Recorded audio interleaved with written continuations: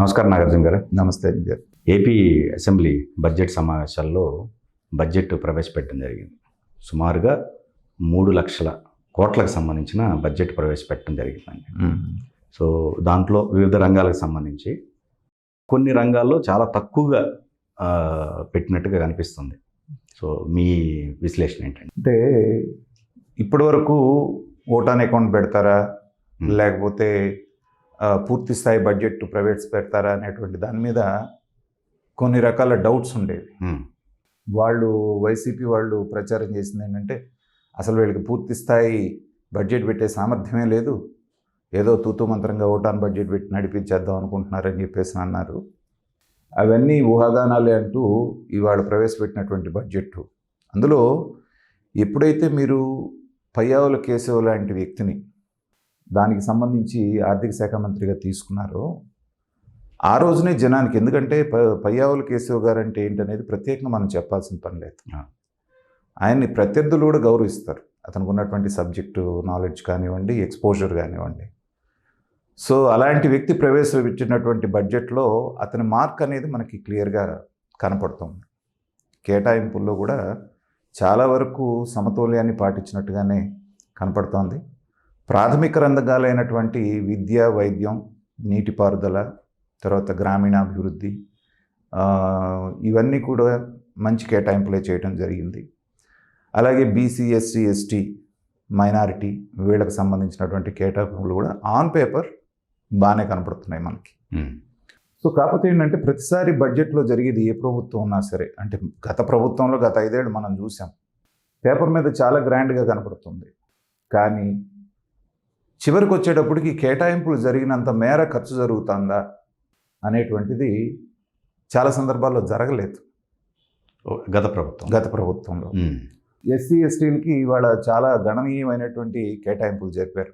మొత్తం అన్నీ కలిపితే ఎస్సీ, ఎస్టీ, బీసీ, మైనారిటీలు కనుక కలిపితే దగ్గర 70,000 కోట్ల రూపాయలు వాళ్ళ సంక్షేమానికి, వాళ్ళకి సంబంధించినటువంటి దాన్ని ఇచ్చేస్తున్నారు. గత ప్రభుత్వంలో జరిగింది ఏంటంటే కేటాయించినటువంటి అన్నిటినీ కూడా వేరే వాటికి, నవరత్నాలు ఏవైతే ఉన్నాయో వాటికి మళ్లించడం. అదేమంటే మీకు నవరత్నాలు ఇస్తున్నాం కదా, ఇవన్నీ కూడా దాంట్లో కలిసిపోయినాయి కదా, కాబట్టి అది ఉంటే ఏంటి లేదంటే అనేటువంటి మాట మాట్లాడేటువంటి ధైర్యానికి వచ్చేసారు వైఎస్ఆర్సీపీ నాయకులు. మనం గతంలో కూడా చూసాం, సర్వరోగ నివారణలాగా మీకు అన్నీ ఇచ్చేసాం కాబట్టి ఇక మీరు మిగతా మీ సంక్షేమం కానీ మిగతాయి కానీ అడగొద్దు, ఇదే సంక్షేమం మీకు సరిపెట్టుకోండి అనేటువంటి పరిస్థితి వచ్చారు. మరి ఈసారి ఏంటంటే స్పెసిఫిక్గా గతంలో లాగానే కేటాయింపులు ఉన్నాయి.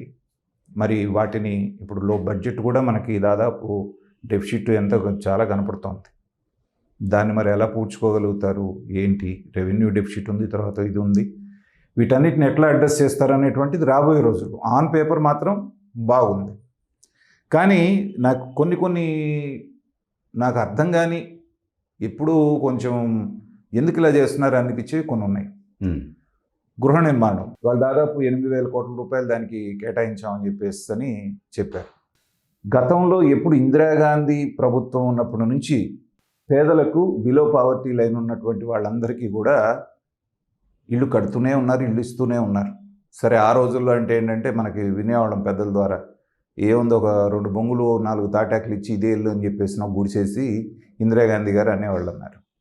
కానీ అసలైనటువంటి పక్కా గృహాల నిర్మాణం అనేటువంటి కాన్సెప్టు రామారావు గారి అధికారంలో వచ్చినప్పటి నుంచి స్టార్ట్ అయిన తర్వాత ఆ రోజుల్లోనే ఆయన లక్షలాది ఇల్లు కట్టాలి, 2 లక్షల ఇల్లు కట్టాలి అంటే ఎవరైతే ఈయన ఇంతగా సపోర్ట్ చేసి రామోజీరావు గారు తీసుకొచ్చారో అధికారంలోకి, ఆయన పెద్ద కార్టూన్ వేశాడు.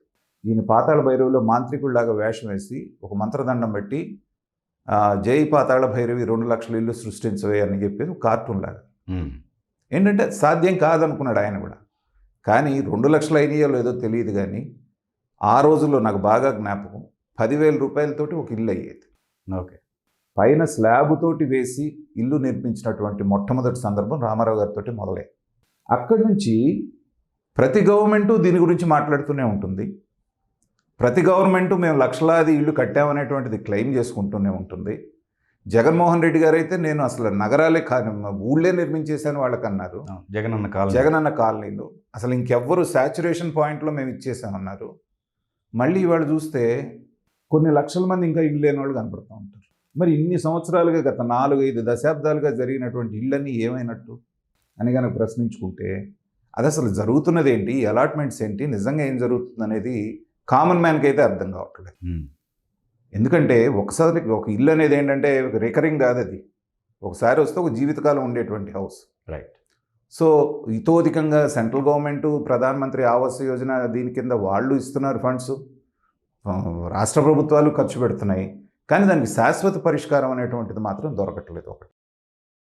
తర్వాత విద్యా విధానంలో ఇవాళ ప్రైమరీ ఎడ్యుకేషన్కి చాలా ఇతోధికంగా 20 కోట్ల పైన వాళ్ళు ఇవ్వడం జరిగింది.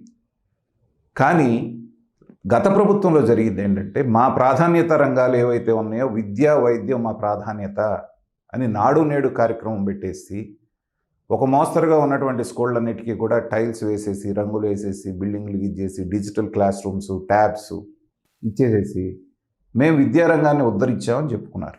మొట్టమొదటి నుంచి నేను ప్రశ్నిస్తుంది ఒకటే, 27,000 టీచర్ల పోస్టులు ఖాళీగా ఉన్నాయి గత 5 సంవత్సరాలుగా.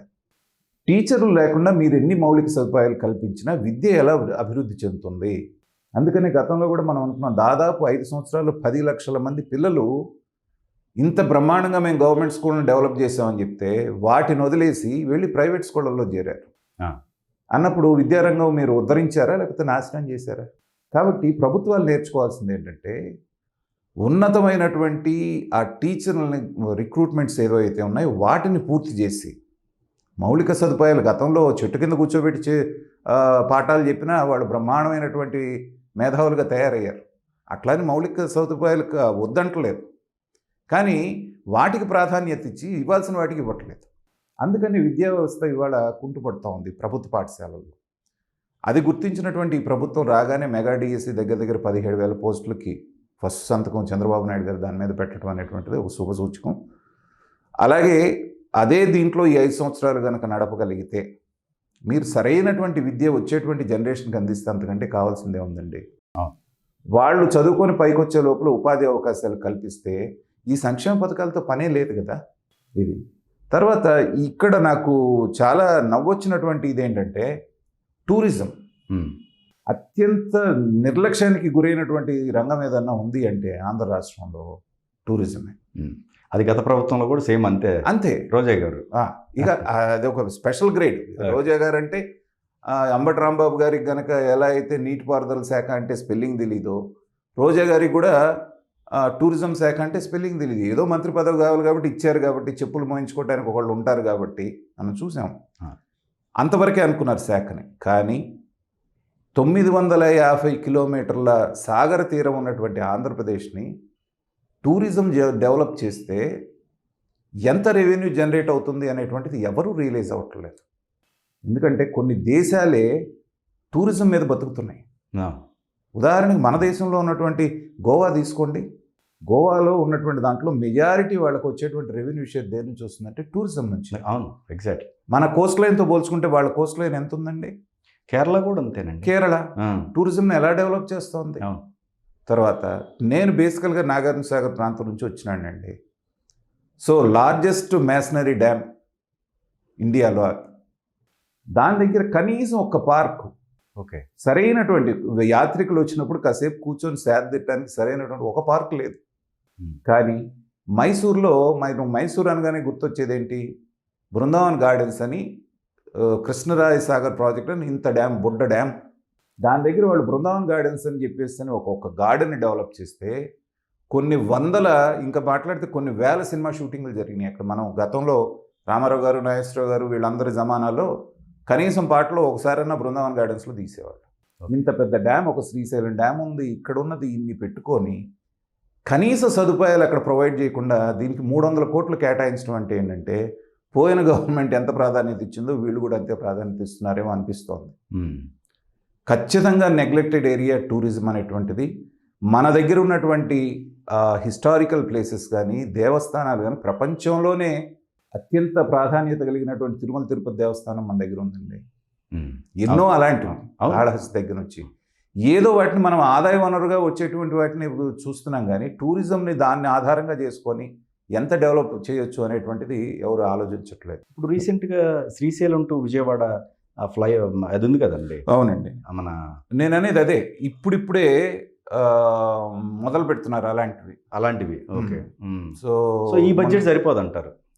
ఈ బడ్జెట్ అంటే నేను అనేది ఏంటంటే ఇలాంటివి ప్రవేశపెట్టొచ్చు, కానీ మీరు ఎక్కడికైతే వెళ్తున్నారో ఆ ప్రదేశాల్లో టూరిజంకి సంబంధించినటువంటి స్పాట్స్ లేకుండా ఊరికే విమాన ప్రయాణం కోసం ఇంత కొత్తలో 4 రోజులు మోజు ఉంటుంది. ఓకే. ఓకే. తర్వాత పరిస్థితి అదే సీ ప్లేన్స్. See planes. కాబట్టి ఏంటంటే ఆ ప్రదేశాలని డెవలప్ చేయాలంటున్నాను నేను. ఓకే. ఇందాక నేను చెప్పిన ఉదాహరణ ఆ బృందావన్ గార్డెన్స్ ఎంత అండి అంత కలిపితే. కాబట్టి కొన్ని వేల కోట్ల రూపాయల ఆదాయం వచ్చేటువంటి టూరిజం మాత్రం ఫోకస్ చేయాల్సినటువంటి అవసరం ఉంది. ఓవరాల్గా కనుక బడ్జెట్ కనుక చూస్తే మళ్ళీ చెప్తున్నాను, on paper it's very good.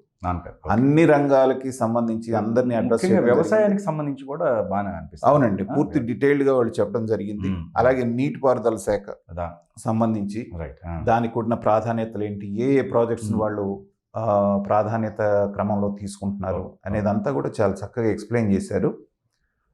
దీని ఫలితాలు ఎలా ఉంటాయి అనేది మనం రాబోయే 6 నెలల్లో ఇంప్లిమెంటేషన్లో ఎట్లా ఉంటుంది అనేటువంటిది కూడా మనం చూడాల్సింది. అయితే ఏంటంటే ఇందాక ఫస్ట్లో నేను చెప్పినట్టుగా పయ్యావుల కేశవ్ లాంటి వ్యక్తి, ఎందుకంటే పరిపూర్ణమైనటువంటి అవగాహన ఉన్నటువంటి వ్యక్తి కాబట్టి అన్నీ బాగానే ఎక్సర్సైజ్ చేసినట్టయితే నాకు ఈ బడ్జెట్ని చూస్తుంటే అనిపించింది.